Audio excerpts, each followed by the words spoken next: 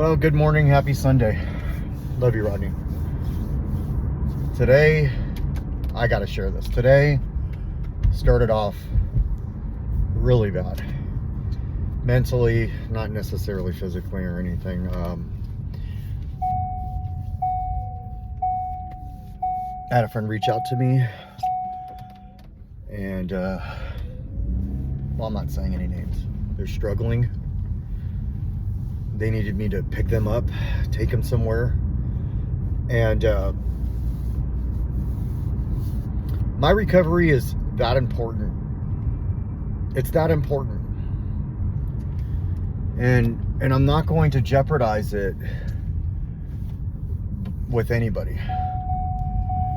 And I was torn because here somebody was reaching out, almost begging for my help. And all I wanted to do was just hop in my car and say, I got you, I'm on my way. That's what we're taught friends are supposed to do. But I'm also taught that left to my own devices and left to my own will and my own thoughts, that's what got me in trouble in the first place. And I'm not that far into my recovery to be able to go pick somebody up by myself and think that I'm not going to just obsess over what they got in their pocket, obsess over what they've got going on. And all it's going to take is a series of questions and I'm fucked. And I'm just not going to do it. On top of that, you add that on top of what I did last night in terms of reaching out to somebody and just like fucking throwing up vomit with anger, resentment, and all of this, and threats. Just so I could go to sleep and realize that when I was sick, which I still am, but when I was in that place, that dark place, and I was heading to work and I just hated myself, would I have wanted to hear that text? Would I have wanted to hear that message? And the answer is no. No. All of that stuff that I said is obvious. And I was so upset. What really catapulted that is the fact that I could not find a charger. So I wasn't getting my way. That's the bottom line. You know, if you really get down to it. And then all of a sudden it just sparked one angry thought to the next. And then, sure, all that stuff is true. But I'm in recovery. Where I go to these meetings and we talk about love. Where I go to church and I talk about love the neighbor, love your neighbor. Yeah, I know, seatbelt. I'm parked, but yeah, don't, if you're young or if you're old, whatever, don't drive without a seatbelt. Anyways, just need to get this off my chest. But we're taught to not judge. We're taught to not, we're taught to be there. And this person that I was so upset with is significant. And it's not that I'm in a relationship with them. It's that the people that need them in their lives are significant to me. And I can sit here and bash and then, if this turns into something, people will then comment and say shit I don't want to hear. Maybe. And they might be words of encouragement, but that's not right for the person that needs to hear you're wanted, needed, and loved. And you've got what it takes. And if I'm really, truly upset with something that I can control, see, I can't control what other people are doing, but I sure as hell can control what I'm going to say. And I sure as hell can control an environment around me that that if I'm upset with a mess, if I'm upset with food, if I'm upset with any of that, what can I do? What can I bring to the table to make this better? Because there is something I can do, and complaining is not one of them. Sure, I can do that, but it doesn't help me. So I'm going to share a story that I heard a long time ago, and I used to share it, and I think I shared it just to sound cool, but it's true, and it speaks volumes to me, and I'm going to share it with whoever wants to listen to it. One day, this young girl walks down and sees her mother in the kitchen.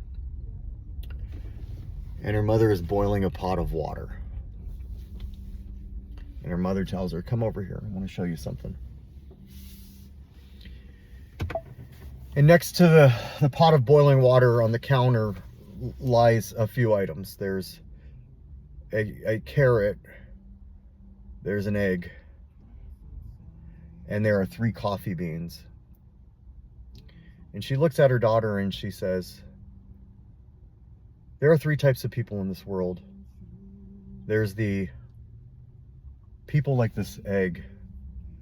And she lifts it up and she says, hard shell exterior, but liquid on the inside. And she puts it in the boiling water.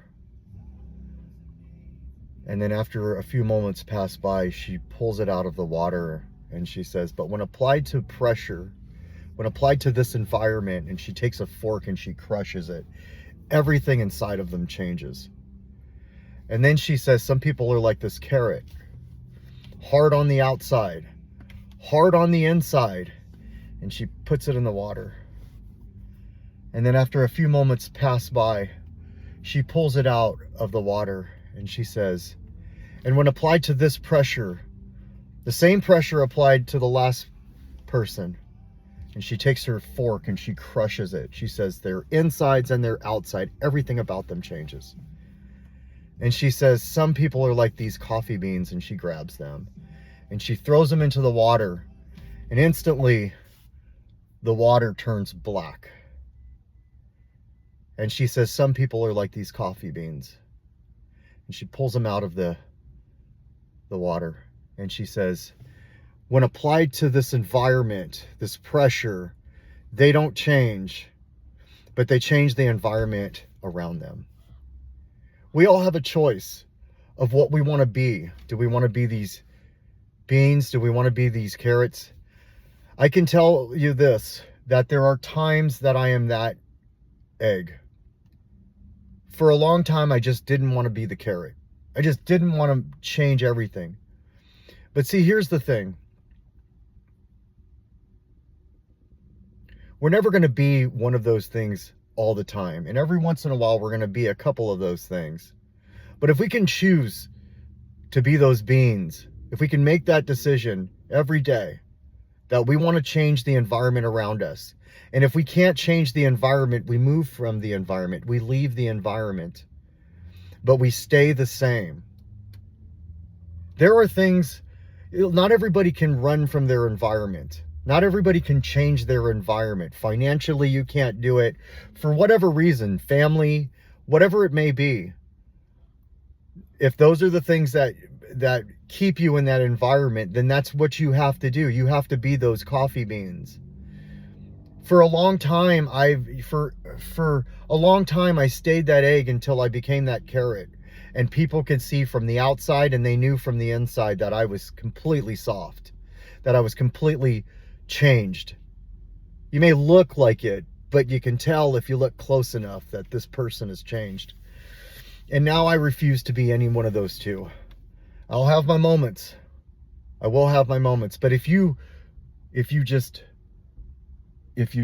consciously make the effort and know this is what's going on, you can always choose to be either one of those things.